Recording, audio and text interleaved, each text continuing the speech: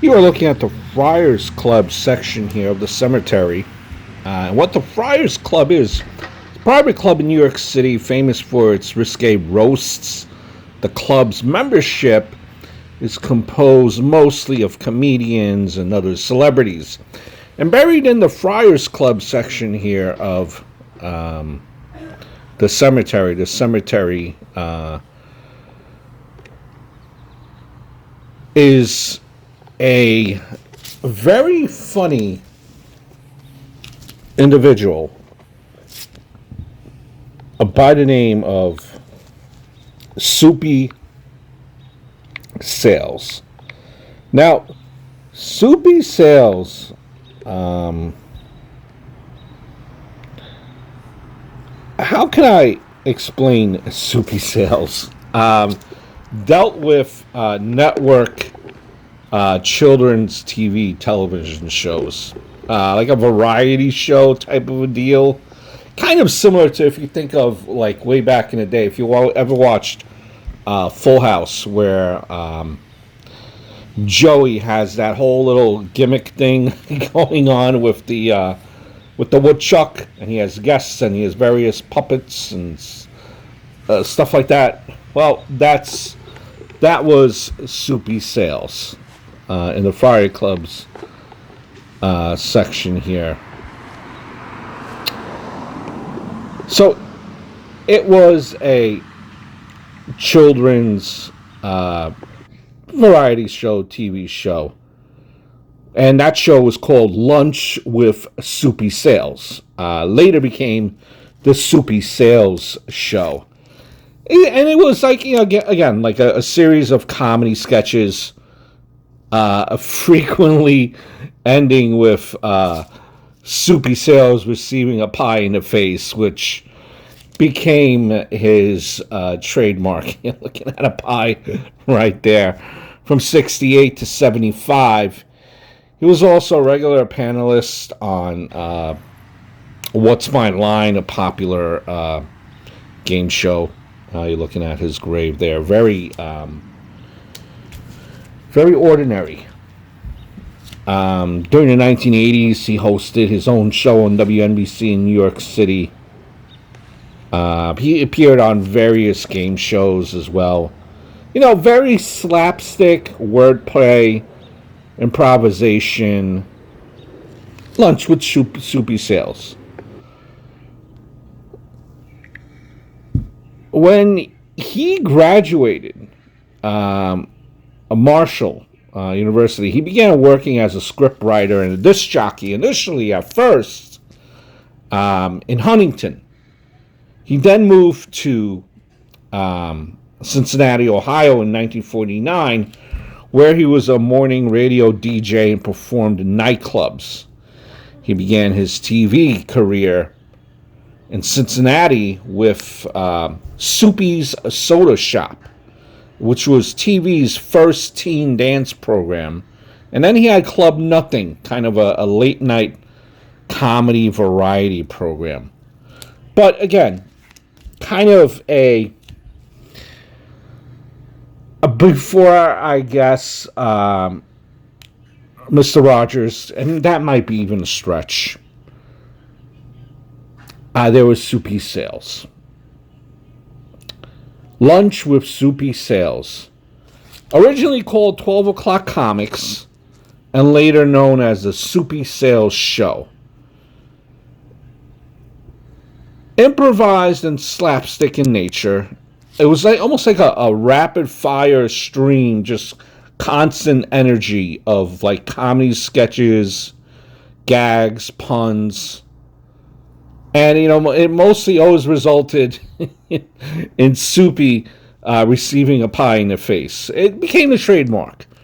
He developed pie throwing into an art form. Straight to the face, on top of the head, a pie to both ears from behind, moving into a stationary pie, and countless other variations of pie throwing.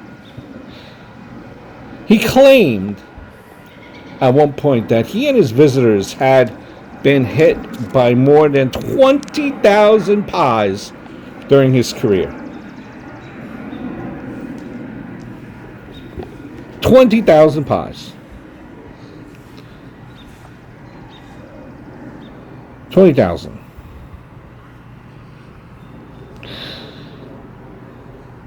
So, you fast forward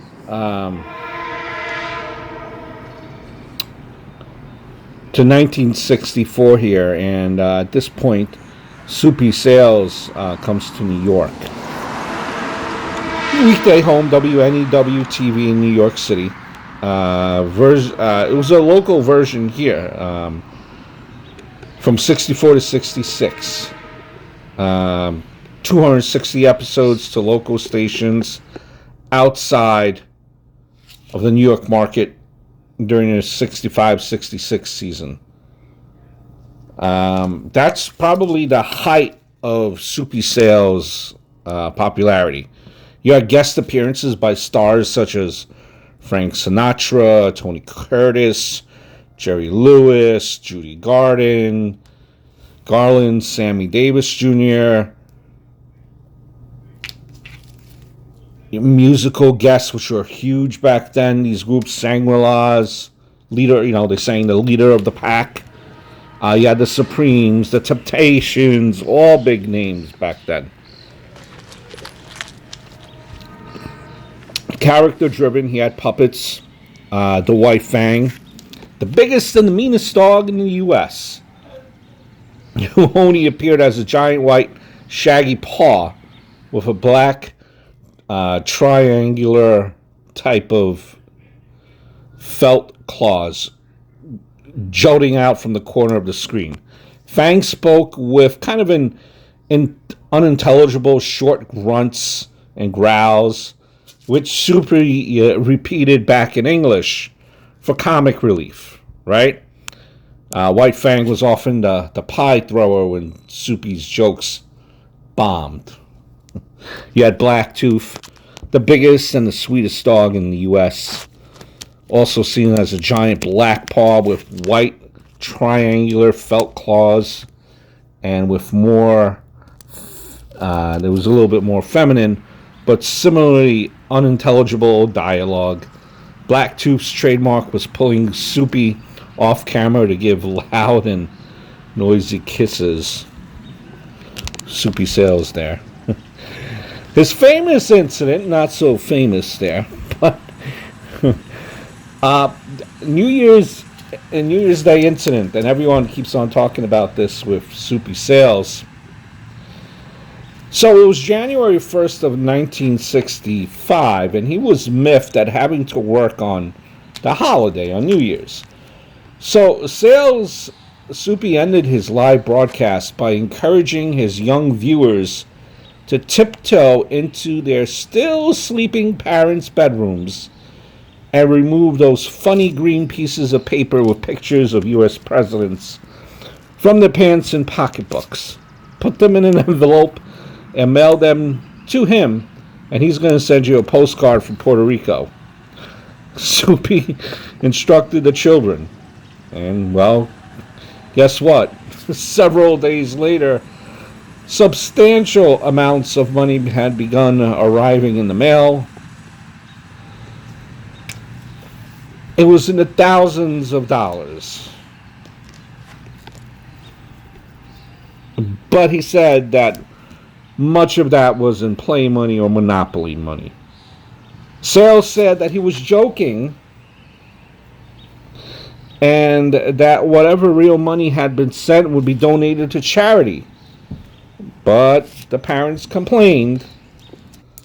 WNEW's management suspended Soupy Sales for 2 weeks. The kids listened and they sent him money because Soupy Sales was baffled at having to work that New Year's Day. Soupy Sales had a dance record, The Mouse.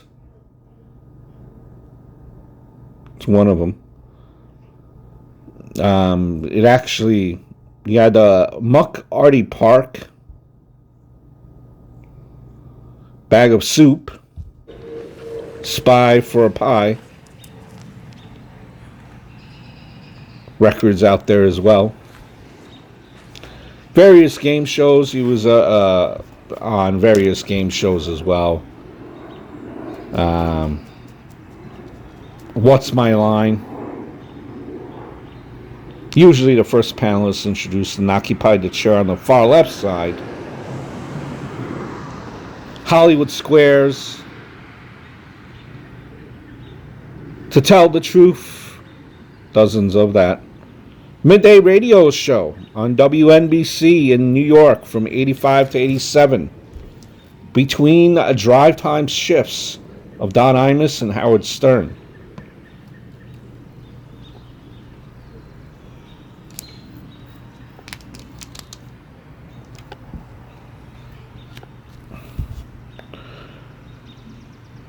Film career, 40 years for Soupy Sales. And just a hell of a funny man. Hell of a funny man.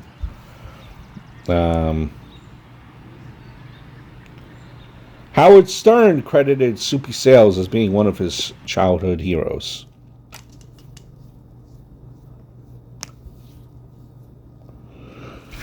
Soupy Sales, You're sitting there seeing me. a legend. You'd like to enjoy some disco music. Funny man. So what you do is you just I don't know, a dirtier version of, I don't know, shall we say, I don't know, I'm trying to describe it the best way. Maybe too separate. A dirty version of, I don't know, Mr. Rogers' Neighborhood, right? I think that would be okay to say. Very funny. Something that you should definitely go out of your way to watch on YouTube. He is buried in Kensico Cemetery, Westchester County, New York.